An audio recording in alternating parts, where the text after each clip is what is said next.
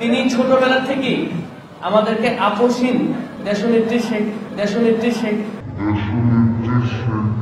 আপোষহীন দেশনেত্রী খালেদা জিয়া। দর্শক, যে ভিডিওটা দিয়েই শুরু করলাম আমরা এই ভিডিও, সেখানে আপনারা দেখলেন যে আমাদের জুলাই যে অভ্যুত্থান, সেই অভ্যুত্থানে মুগ্ধ পানি লাগবে পানি মুগ্ধ আমাদেরকে আবেগতাড়িত করেছিল। তার সেই পানি লাগবে পানি বাঙালি জাতিকে কাঁদিয়েছিল। সেই মুগ্ধর ভাই স্নিগ্ধ সম্প্রতি বিএনপিতে যোগ দিয়েছেন এবং সম্প্রতি তাকে কেন্দ্র করেই বেশ মানে সামাজিক যোগাযোগ মাধ্যমে সবথেকে বেশি ট্রল হচ্ছে বোধহয় তাকে নিয়ে। এবং অনেকে, তিনি একটা স্ট্যাটাসও দিয়েছিলেন যেখানে তিনি নিজেই বলেছিলেন যে অনেকে মনে করে আমি ভাইয়ের রক্ত বেচে খাচ্ছি, ব্যবসা করছি। এরকম অভিযোগ তার বিরুদ্ধে অনেকে করে থাকেন। আমরা সেই দিকে যেতে চাচ্ছি না, সেরকম মানে কি বলবো, অমানবিক অভিযোগ করা থেকে বিরতই থাকতে চাই।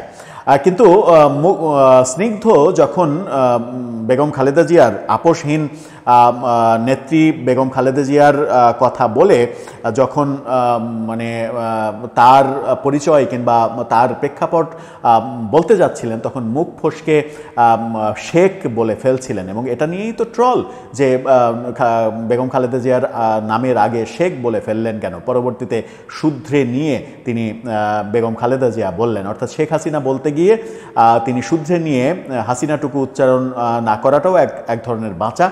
সেই ট্রল যে তার ভিডিও নিয়ে যে ট্রল হচ্ছে, সেই ট্রলের এবার জবাব দিয়েছেন ফেসবুকে। এবং জবাব দিতে গিয়ে আবারও এর আগে মানে অনেকে বলে আমার ভাইয়ের রক্ত বেচে আমি ব্যবসা করছি, সেই স্ট্যাটাস দিতে গিয়ে যেমন নিজেকে ঝানু রাজনীতিবিদ হিসেবে প্রতিষ্ঠিত করতে চেয়েছিলেন, এবার এই স্ট্যাটাস দিতে গিয়ে আমার মনে হয়েছে যে কেন যেন অনেক গুছিয়ে সুচিয়ে তিনি মিথ্যা কথা বলতে শিখে ফেলেছেন কিনা সেই প্রশ্নটা উঠতেই পারে, যখন তিনি নিজেই অভিযোগ করেছিলেন এর আগের স্ট্যাটাসে যে রাজনীতিবিদদের ঝানু রাজনীতিবিদদের মতো আমি গুছিয়ে মিথ্যা কথা বলতে পারি না। কি কারণ, মানে এই শেখ বলে ফেলার, মুখ দিয়ে মুখ ফসকে উচ্চারণ করার মূল কারণটা কি, তিনি কি বলছেন চলুন একটু জেনে দেখি এই ভিডিওতে। সম্প্রতি বিএনপিতে যোগ দিয়ে নানা রকমের আলোচনায় যেমন এসেছেন, সমালোচনার মধ্যেও পড়েছেন। এনসিপিতে কেন যোগ দিলেন না, এখন তার এমপি হওয়া দরকার, মন্ত্রী হওয়া দরকার, বিএনপিতে যোগ না দিলে এমপিত্ব নিশ্চিত হবে না, এই ব্যাপারগুলো আলোচনা হচ্ছে। সম্প্রতি যে বেগম খালেদা জিয়ার নাম বলতে গিয়ে শেখ বলে ফেললেন, শেখ হাসিনার প্রসঙ্গ চলে আসলো। কেন সেটা আসলো তার মানে কারণ তিনি ব্যাখ্যা করেছেন। কালবেলা তাকে নিয়ে সেই শিরোনামটা করেছে, কালবেলার শিরোনামটা দেখে নিন তাহলেই বুঝতে পারবেন। মুখ ফসকে শেখ বলার ব্যাখ্যা দিলেন স্নিগ্ধ। কি বলছেন তিনি যে ব্যাখ্যা দিয়েছেন, সেই ব্যাখ্যায় তিনি বলেছেন অন্তরে ঘৃণা নিয়ে যে নামটির জন্ম হয়েছে সেটি হলো শেখ হাসিনার নাম।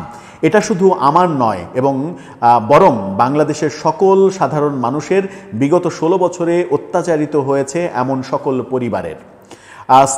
তিনি আরও বলেন, যতদিন পর্যন্ত এই খুনি হাসিনাকে ফিরিয়ে এনে দেশের মাটিতে ফাঁসির দড়িতে না ঝোলানো হচ্ছে, ততদিন সকাল বিকাল সজ্ঞানে এবং ঘুমের স্বপ্নেও এই হাসিনার নাম মাথায় ঘুরবে।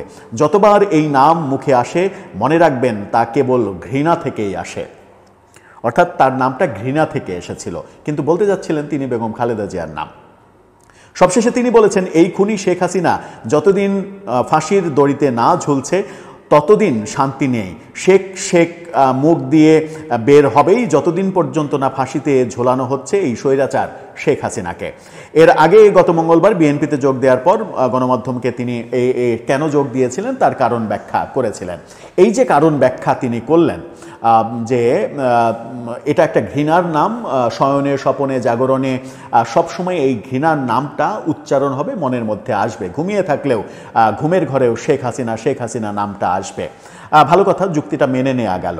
এই যুক্তিটা যদি মেনে নেওয়া যায় তাহলে তিনি যে অনুষ্ঠানে এই বর্ণনাটা দিচ্ছিলেন, আপোষহীন নেত্রীর বর্ণনাটা দিচ্ছিলেন, সেই অনুষ্ঠানেও বোধহয় একটা মিথ্যা কথা বলেছেন।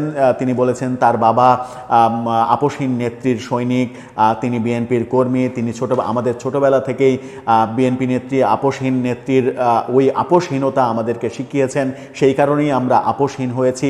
এত কিছু বলতে পারছেন, কিন্তু বেগম খালেদা জিয়ার নাম উচ্চারণ আপোষহীন নেত্রী শেখ হাসিনা বলতে আপনি গেলেন কেন, সেই প্রশ্ন তো উঠবে। এই যে ব্যাখ্যা তিনি দিলেন, স্নিগ্ধ যে ব্যাখ্যা দিলেন, এটা কি ভালো হলো, মানে ব্যাখ্যাটা কি ঠিক জমলো, নাকি ঠিক আগের স্ট্যাটাসে তিনি যে কথাটা বলেছিলেন যে ঝানু রাজনীতিবিদদের মতো আমি গুছিয়ে মিথ্যা কথা বলতে পারি না, তাহলে কি তিনি রাজনীতিতে যোগ দিয়েই ঝানু রাজনীতিবিদদের মতো গুছিয়ে মিথ্যা কথা বলা শিখে ফেলেছেন? আমার মনে হয় যে তার সরলতা প্রকাশ পেত তিনি যদি স্ট্রেট কাট স্বীকার করে ফেলতেন যে এটা আমার মিস্টেক হয়েছে, এটা আমার ভুল হয়েছে, এটা আমার করা উচিত হয়নি, এর জন্য আমি দুঃখিত, আমি ক্ষমা চাচ্ছি। ব্যাপারটাকে যদি এভাবে সরলীকরণ করে বর্ণনা করতেন, তাহলে এই গুছিয়ে মিথ্যা কথা বলা কিংবা একটা যে কাজটা করেছেন সেটা নিয়ে ট্রল হচ্ছে, সেটার সেই ট্রলের জবাব দিতে গিয়ে সুন্দর করে ওই তার ভাষায় ঝানু রাজনীতিবিদদের মতো করে গুছিয়ে মিথ্যা কথা বলা, এটা বোধহয় স্নিগ্ধের সঙ্গে যায় না, কিংবা তার ভাই মুগ্ধের সঙ্গে যায় না, যে মুগ্ধ একটা আবেগ তৈরি করতে পেরেছিলেন। আমার মনে হয় যে মুগ্ধর আবেগটা স্নিগ্ধ তার কর্মকাণ্ড দিয়ে নষ্ট করছেন বারবার। তিনি এমনিতেই আগের স্ট্যাটাসে রাজনীতিবিদদের কটু বাক্য বলেছিলেন, অর্থাৎ ঝানু রাজনীতিবিদরা গুছিয়ে মিথ্যা কথা বলে এই অভিযোগ করেছিলেন তিনি। রাজনীতিতে এসেই রাজনীতিবিদদের মিথ্যাবাদী বলেছিলেন। আমার মনে হয় যে বিএনপির তার জন্য তাকে শোকজ করা উচিত ছিল যে এই ধরনের কথা তুমি কেন বলো, এবং তার কথাবার্তাতেও মনে হয় না যে তিনি খুব ভালো কথা বলতে পারেন, কথাবার্তাতে আড়ষ্টতা আছে। সেটা একটা হতেই পারে, নতুন রাজনীতিতে এসেছেন, ভালো কথা বলতে সবাই যে পারবে এমন তো না। কিন্তু আমার মনে হয় যে এটা হলো না, এটা জমলো না, এই খেলাটা জমলো না।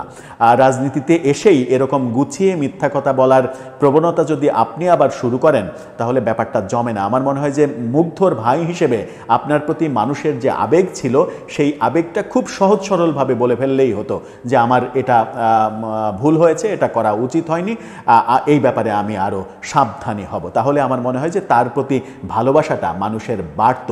এখন যেটা হয়েছে তাতে বলার স্কোপ তৈরি হয়েছে যে সুন্দর করে গুছিয়ে গাছিয়ে মিথ্যা কথা বলার যে প্রবণতা তার মতে ঝানু রাজনীতিবিদদের রয়েছে, সেটা তিনি এত অল্প সময়ে রপ্ত করে ফেললেন কিভাবে?